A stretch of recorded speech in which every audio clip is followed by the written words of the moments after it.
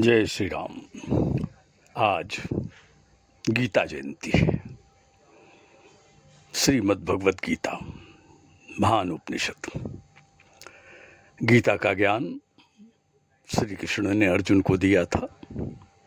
विचार करने की बात यह है कि जब किसी को ज्ञान प्राप्त करना होता है तो वो शांत वातावरण देखता है। किसी उपत्यका में, कंदरा में, हिमालय की खोह में, वन में, जंगल में, कानन में जाकर के एकांत में बैठ करके ज्ञान प्राप्त करता है, चिंतन करता है, मनन करता है, स्तवन करता है। लेकिन यहां तो उल्टा था। दोनों सेनाएं आमने सामने खड़ी हैं, दोनों एक दूसरे को कुछ पल बाद समाप्त कर डालेंगे, एक दूसरे के रक्त के प्यासे हो रहे हैं, और ऐसे में ज्ञान का उपदेश बड़ा विचित्र है। मात्र गीता ही एक ऐसा धर्म ग्रंथ है जो युद्ध के मैदान में ज्ञान का उपदेश दिया गया, अपने आप में विचित्र है। अर्जुन देखता है सामने ये मेरे बंधु बांधव खड़े हैं और मेरे हाथों से इनका वध हो। श्री कृष्ण ने कहता है कि मैं इनको देखना चाहता हूं। भगवान श्री कृष्ण ने रथ को बढ़ाया और दोनों सेनाओं के बीच में ले जाकर के रथ को खड़ा कर दिया। अरे, जब अर्जुन को सबको देखना था तो भगवान श्री कृष्ण अर्जुन के रथ को ले जाकर के सामने सबके खड़ा कर देते, सबको वो देख लेता, पास से मिल लेता। लेकिन नहीं, श्री कृष्ण ने दोनों सेनाओं के ठीक बीच में रथ को खड़ा किया। क्यों? यदि कौरवों की तरफ रथ रहता तो पांडवों के प्रति मोह होता, पांडवों की तरफ रथ रहता तो कौरवों के प्रति मोह होता, इसलिए बीच में खड़ा किया। मनुष्य का जीवन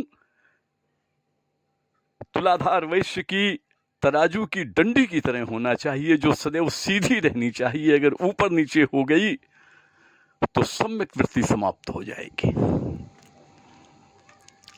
भगवान श्री कृष्ण ने रथ को बीच में खड़ा कर दिया।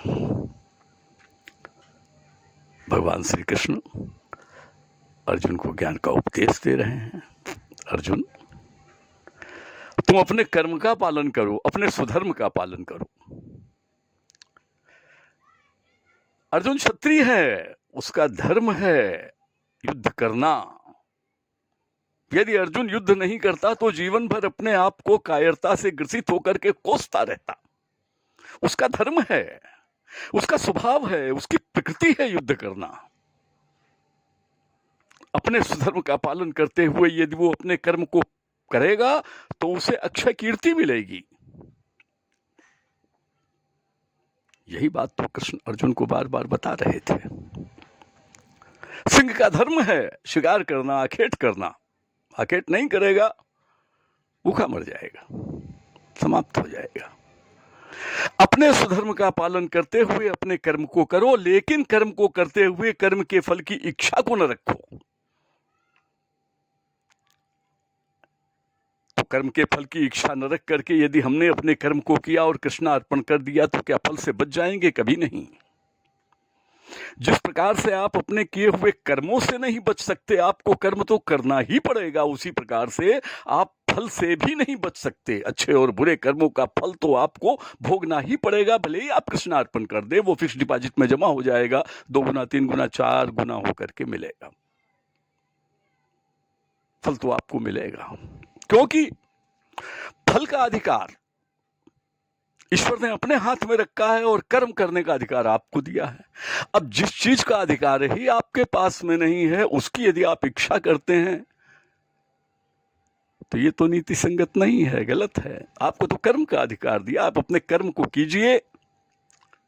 और कर्म के फल की यदि आप इच्छा नहीं रखेंगे और इच्छा रहित तो होकर के कर्म को करेंगे तो आपकी आसक्ति समाप्त हो जाएगी। इसके पीछे लॉजिक ये है, आसक्ति ही तो सब दुख का कारण है।